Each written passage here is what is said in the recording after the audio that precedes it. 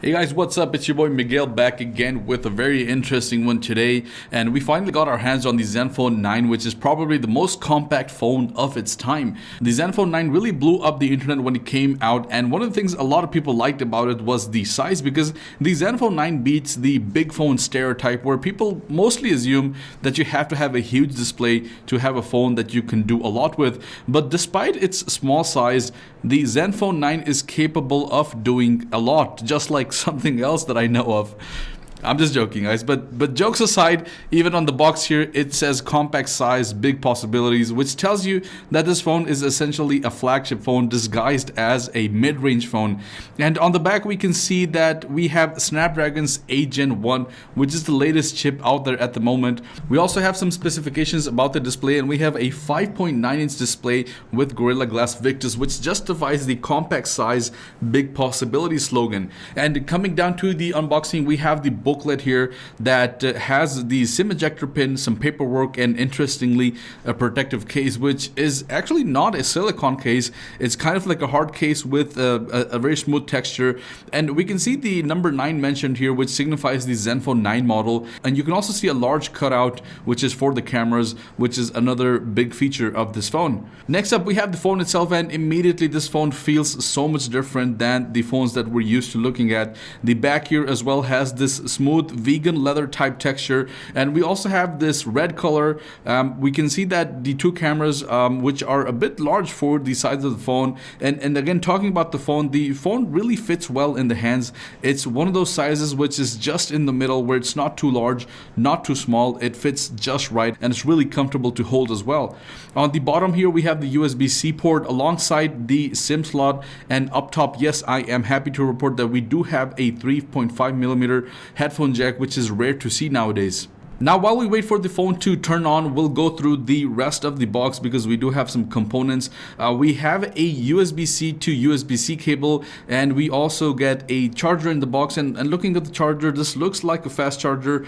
And yes, it is a 30-watt fast charger, which is not too fast, but considering we don't get chargers nowadays, this is more than good. And again, considering the smaller display, this charger seems to be good enough as well, because this phone most likely will not be too power hungry. Now, coming back to the display, at first glance, the 5.9-inch Super AMOLED display does not look too exciting or something that will blow your mind, but in reality, the display ticks pretty much all of the boxes that we look for in flagship devices. And as mentioned, it is an AMOLED, and it also has 120 Hz fast refresh rate, and you're also getting an always-on option. I should mention, though, that even though it is an AMOLED, it does not have an under-display fingerprint scanner. Instead, the fingerprint scanner is embedded into the power button. But this isn't just a power button. Apart from the fingerprint scanner, this also has a specific gesture control feature which allows you to swipe your thumb up or down to pull down notifications. So instead of stretching your hand all the way up, you can simply swipe down and look at your notifications, and also swipe back up to close them.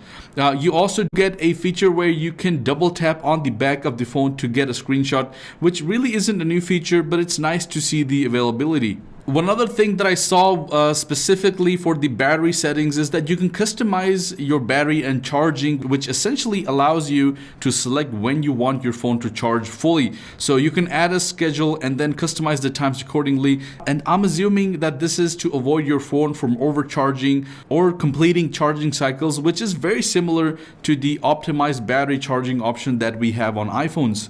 Talking about the performance, as I mentioned earlier, this phone does not look like a flagship device, but it performs like one, and you can tell by the Antutu benchmark score that we have here. This easily crossed 1 million points, which are very similar numbers to what you've seen on some of the flagship phones that are reviewed on the past, like the OnePlus 10 Pro and other flagship devices. And this is an 8GB variant. The Zenfone 9 also comes in a 12GB variant, which should provide even higher benchmark scores. When it comes to the cameras, we have a 12-megapixel selfie camera, and on the back we have a double camera setup with a main 50-megapixel and a 12-megapixel ultra wide. But the special thing about the main 50-megapixel camera is that it supports 6-axis gimbal stabilization, which means that it will provide you with very smooth footage. It actually has a specific setting called Hyper Steady, which will really smooth out any shaky footage. And although it does record in 8K, you can only get this feature in 4K, which is not bad at all. Finally, talking about battery, we have a 4300 milliampere battery, which some of you might argue that is small, but you have to consider the fact that the phone itself is also smaller, has a smaller display, and will not consume too much battery. And you do get a 30-watt fast charger in the box, which should help you provide all-day battery. Oh, and yes, if you want to play PUBG with Ultra HD settings, you absolutely can. And if you're looking to game on this phone, it will not disappoint. So yeah, guys, that was the Asus Zenfone 9. This phone has not failed to impress me, and starting at just 2400 dirhams, depending on the variant that you choose, this is not a bad phone at all. As you can see, this is a wolf in sheep's clothing, and it ticks all the flagship features that anyone would ask for. And if you're the type of person that really doesn't like large displays or large phones or flashy phones, this is probably the best and most compact phone that money can buy. So yeah, that is it for this video. Let me know down in the comments below what your opinion is on the Zenfone 9. Would you or would you not buy this device? Thank you guys for watching, and I'll see you in the next one. Yalla, bye bye.